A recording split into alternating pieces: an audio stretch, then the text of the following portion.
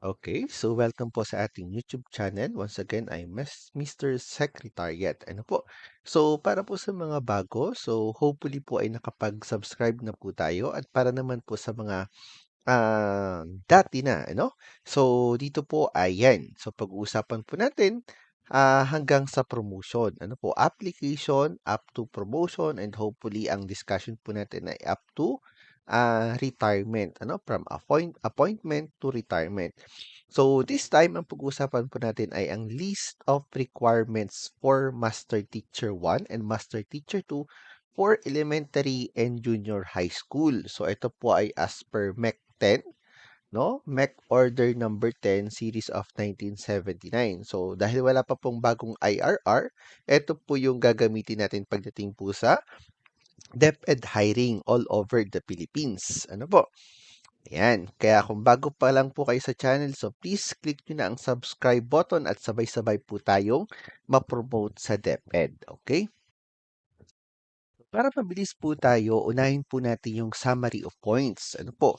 Kapag kayo po ay nag-apply ng Master Teacher, pag Teacher 1 position, so ang kailangan nyo pong ma-meet ay magkaroon ng 50 points, ano, para po sa Master Teacher 1 position at 60 points naman pagdating po sa Master Teacher 2 position. So, dito po makikita nyo sa summary of points. So, sa kabila, sa left side po natin, yung ating item numbers. So, 5A, 5B, hanggang 5H. And then, eto na po yung mga programs or documents na kakailanganin. Yung nasa gitna. And then, yung nasa kanan po, yung point, yung pointing system natin. So, sa letter A po, unahin po natin yung letter A. So, ang sabi po sa letter A, introduce a project or program as a sole proponent which have been adopted or used by the school or district. So, that is 20 points. For letter B naman, serve as a subject coordinator or grade chairman for at least 1 year, or as advisor of school publication or any special organization. So that is 12 points. So 5C, serve as chairman of special committee, such as curriculum study committee, committee to prepare instructional materials, committee to prepare instructional program, and discharge the work efficiently. So that is 12 points. For 5D naman, so initiated or headed an educational research activity duly approved by educational authorities. So it should be an action research and not a thesis or dissertation. So ibig sabihin po, action research siya na ginawa niyo po sa school. So wala po itong connection sa inyong thesis or dissertation. Ano po? That is 12 points. And then 5E, so coordinator of community project or a program of another agency or coordinator of rural service improvement activity for at least 2 years. So that is 12 points. And for 5F, organize or manage an in-service activity, so that is inset or other similar activities at least on the school level, no, for at least 3 days duration. So normally naman ang mga inset 5 days na, no.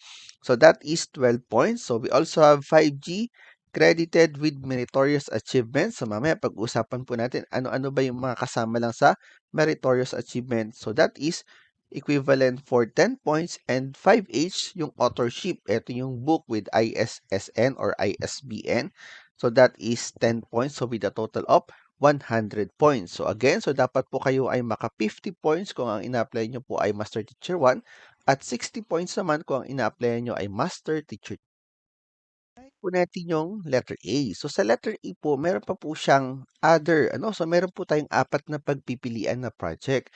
So sa letter A or 5A, introduce any of the following as sole proponent. Pag sinabi po nating sole proponent, so kayo lang po talaga yung nag-initiate ng project na yun, which have been adopted or used by the school, either the school or district. So that is 20 points provided na kompleto po yung ating MOBs or yung means of verification. So mamaya di-discuss po natin after nito. So ito po yung pagpipilian para sa 5A. Number 1, curriculum or instructional materials.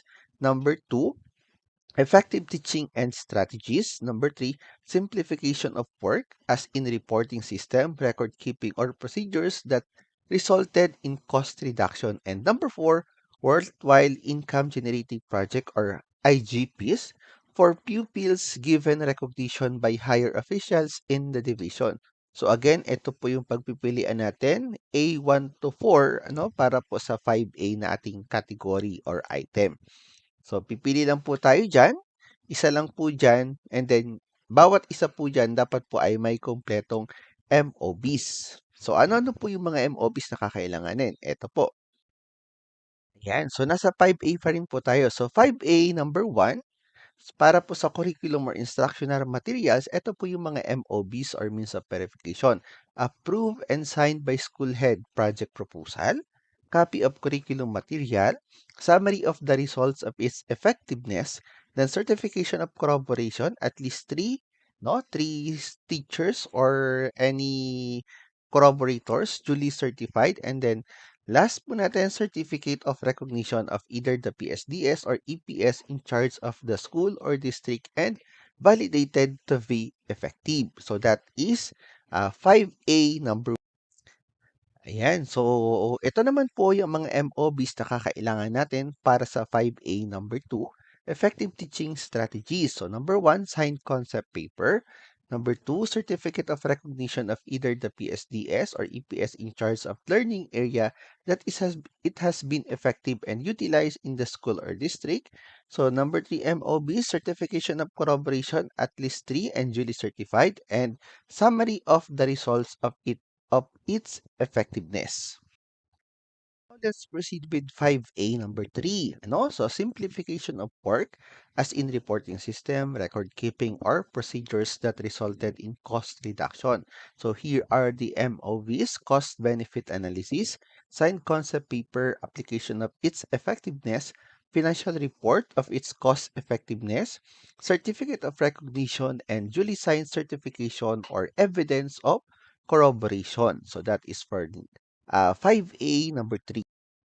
Ayan, at ito naman para sa 5A number 4, yung tinatawag nating IGP, Worthwhile Income Generating Project per pupils given recognition by higher officials in the division. So, yan, meron po tayong project deep. Yan po yung gawa natin, So, means of verification, signed project proposal, income statement from the recipients of the project, certification of corroboration, at least 3, and duly certified, and certificate of awards or recognition. Again po, para sa 5A, pipili lang po kayo dun sa apat, no, sa 1 to 4, and then dapat po kompleto po yung MOB. So for example, ang napili niyo po ay itong number 4, income generating project. So dapat po kompleto po itong means of verification natin para makuha niyo po yung perfect score na 20 points. Yan, let's proceed po with another category, or add another item. So, 5B na po tayo. Serve as subject coordinator. So, dapat po kayo naging subject coordinator or kung sa elementary, grade chairman for at least 1 year or as advisor of school publication or any special organization, So, ito po ay 12 points. So, para po makuha yung 12 points, ito po yung mga kailangan. Certification of recognition as subject coordinator, grade chairman, or advisor of any special organization, certificate of collaboration, official designation or appointment, or school order. Ano po? So, accomplishment report, duly signed teachers program. Ito yung SF7 natin or approved teachers load. So, that is for item 5B. Yan. So another 12 points. 5C. Serve as chairman of a special committees such as Curriculum Study Committee, Committee to Prepare Instructional Materials, Committee to Prepare Instructional School Program, and discharge the work efficiently. So that is 12 points. So ito po yung kakailanganin. So dapat po kayo may mga project about po sa instructional material. So sa amin po kasi marami yan. Gagawa kayo ng mga modules. So kayo po yung chairman. So, ang kakailanganin po natin, means of verification, certification of recognition as chairman, certification of collaboration, official designation as chairman as indicated in the memorandum or school memorandum, duly signed accomplishment report, and lastly, output of the committee. So, kung yan ay instructional material, so dapat po ay presented during the evaluation of documents. Yan, for another 12 points. So 5D, initiated or headed an educational research. So we are talking about action research. Of course, activity duly approved by educational authorities should be an action research and not a thesis dissertation, So, hindi po ito yung thesis nyo sa masteral or dissertation nyo sa doctoral. So, dapat po ito ay action research, kung ano po yung problem ng school. So, that will be the basis of your action research. So, for the means of verification, certification of recognition, certification of corroboration, issued yung memorandum. So, copy of the research with statistics at output of the research report as the utilization impact of the school or district. So, dapat po kung kayo po ay ang sole proponent, so dapat makukuha nyo po yung maximum 12 points. Kung kayo naman po ay 3 or 4 or marami, so i-divide po yung points, Kung ito po ay 12 points, tapos kayo po ay tatlo, so divided by 3, so you got 4 points for this item 5D.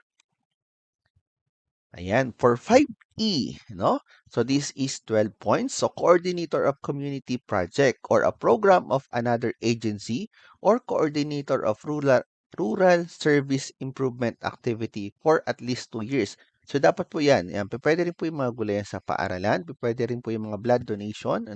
So yan po sila po ay nakikipag-team up sa atin sa school para po sa 12 points. So, dapat po kayo po yung coordinator nun. So, for 2 years. So, means of verification, organized, barangay resolution for the designation. So, sa barangay resolution, nakalagay po yung pangalan nyo na kayo yung coordinator. Progress report for 2 years. So, before and after, showing before and after. Approved project proposal.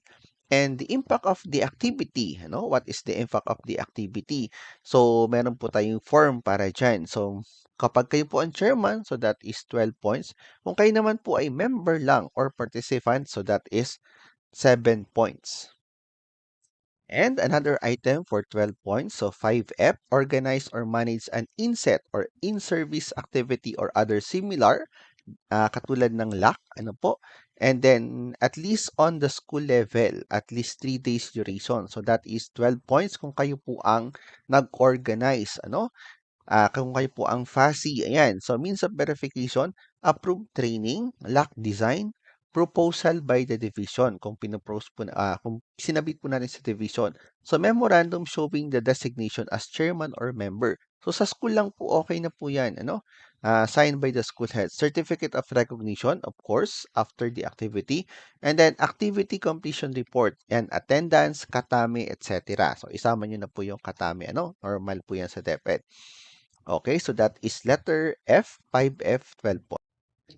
Yan, so para po sa mga mahilig sa sports, ito po ang para sa inyo. So for 10 points, 5G, credited with meritorious achievement. So ito lang po yung pagpipilian. So sa credit points, meron po tayong pagpipilian. Kung kayo po ay trainer coach to contestants who receive top 3 prizes. So first, second, and third place. So kapag national, 10 points. Kapag second place, national, 8 points. At kapag third place, national, 6 points. So, coach of athletes who won, o athletes naman po, who won, top 3, Kung naka-gold, silver, and bronze. So, first place, 10 points sa national. Second place, 8 points. At saka third place, 6 points. Kung kayo naman po ay coordinator ng BSP or GSP, so that is 10 points, kapag national. Kapag regional, 5 points. Kapag division, 3 points. At kapag sa school, coordinator po kayo, so that is 1 point kapag sa district level. So, eto naman po yung mga supporting docs. Kung kayo po ay maging coach ng athlete, naging coach, naging trainer. So, eto po yung mga kakailanganin para makuha nyo po yung 10 points.